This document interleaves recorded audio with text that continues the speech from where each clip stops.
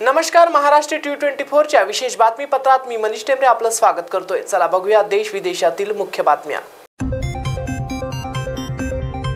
3 दिवसीय अमेरिका दौऱ्यावर असलेल्या पंतप्रधान नरेंद्र मोदी यांनी शनिवारी डेलावेअर येथे अमेरिकेचे राष्ट्राध्यक्ष जो बायडन यांची भेट घेतली। या भेटीनंतर त्यांनी क्वाड शिखर परिषदेतही सहभाग घेतला।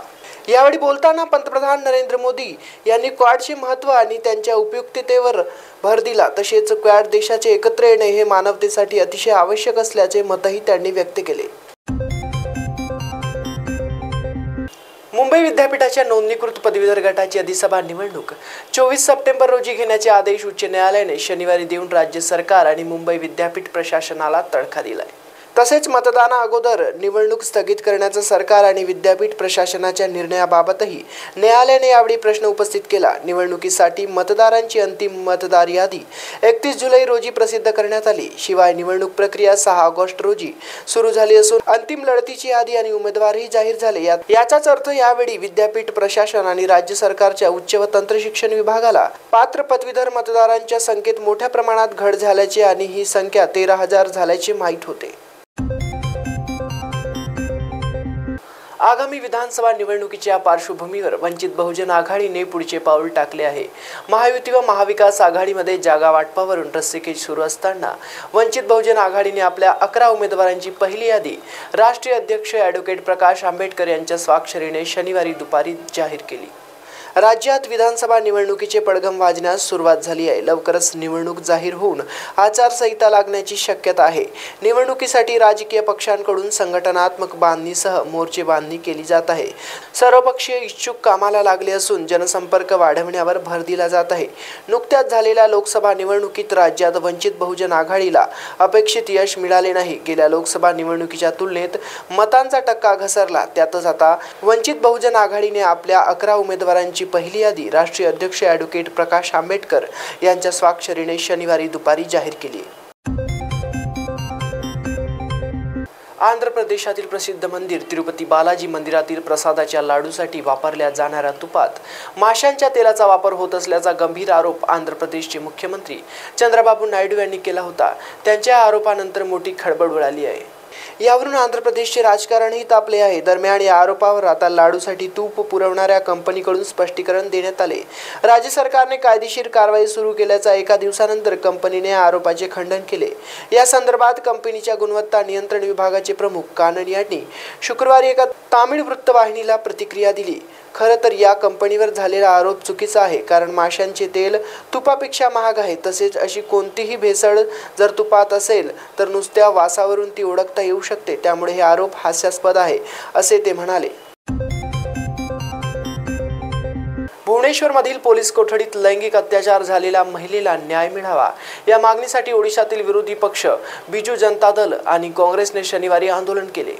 भुवनेश्वरमधील भरतपूर पोलीस ठाण्यात लष्करी अधिकारी आणि त्यांच्या महिला सहकाऱ्यांच्या कथित छळाची न्यायालयीन देखरेखीखाली SIT आणि न्यायालयीन चौकशीची माग बिजू जनता दलातर्फे करण्यात आली। शनिवारी फलक आणि बॅनर घेऊन BJDच्या शेकडो महिला सदस्यांनी राज्यपालांच्या घराबाहेर धरणे दिले। तब्बल 42 दिवसाच्या खंडानंतर शनिवारी पश्चिम बंगालमधील विविध सरकारी रुग्णालयांमध्ये आंदोलक डॉक्टर अंशतः कर्तव्यावर रुजू झाले। त्यातच बाह्य रुग्ण विभागाऐवजी केवळ अत्यावश्यक आणि आपत्कालीन विभागातच सेवा देण्याचा निर्णय डॉक्टरांनी घेतलाय। कोलकाता येथील RG वैद्यकीय महाविद्यालय आणि रुग्णालयात कर्तव्यावर असलेल्या महिला प्रशिक्षणार्थी डॉक्टरांच्या बलात्कार आणि हत्येच्या निषेधार्थ या डॉक्टरांनी काम बंद आंदोलन पुकारले होते। दिल्लीत घडलेल्या श्रद्धा वालकर हत्याकांडासारखीच घटना बंगळुरूमध्ये घडली आहे। एका महिलेची निर्गुण हत्या करून तिच्या मृतदेहाचे 20 तुकडे फ्रीजमध्ये ठेवण्यात आले होते। बंगळुरूच्या वालीकवल परिसरात शनिवारी ही घटना उघडकीस आली। पोलिसांनी दिलेल्या माहितीनुसार 29 वर्षीय महालक्ष्मी नावाच्या तरुणीचा खून झाला। तिच्या पतीचे नाव हेमंत दास आहे, पण गेल्या काही दिवसापासून ती एकटीच राहत होती। भारत आणि बांगलादेश यांच्यातील 2 सामन्यांचा कसोटी मालिकेतील पहिला सामना खेळला जात आहे। चेन्नईत खेळल्या जात असलेल्या या सामन्यात भारताने बांगलादेशला 515 धावांचे लक्ष्य दिले आहे। या लक्ष्याचा पाठलाग करताना बांगलादेशचे तिसऱ्या दिवसांचा खेळ संपेपर्यंत 4 बाद 158 धावा केल्या होत्या। यावेळी शकीब अल हसन आणि शंतो बाद परतले। दरम्यान शकीब फलंदाजी करताना काळा धागा चघळताना दिसला। ते कसे काय करतो याबद्दल भारताचा माजी यष्टिरक्षक फलंदाज दिनेश कार्तिकने खुलासा केला आहे। आतासाठी एवढंच। ताज्या बातम्यांसाठी बघत रहा महाराष्ट्र T24।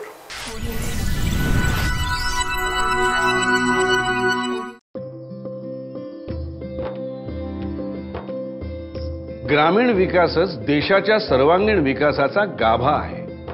ग्रामीण विकासासाठी शासनाच्या राबवण्यात येणाऱ्या योजना गावपाड्यात पोहोचवाव्यात। प्राप्त होणाऱ्या निधीचा योग्य विनियोग होऊन गावाचा दर्जा सुधारावा। स्थानिक स्वराज्याचे लोकप्रतिनिधी, अधिकारी व कर्मचारी अधिकाधिक लोकाभिमुख, जबाबदार आणि पारदर्शी बनावेत यासाठी प्रशिक्षणाद्वारे त्यांना सक्षम करण्यासाठी राष्ट्रीय ग्राम स्वराज अभियान राबवले जात आहे।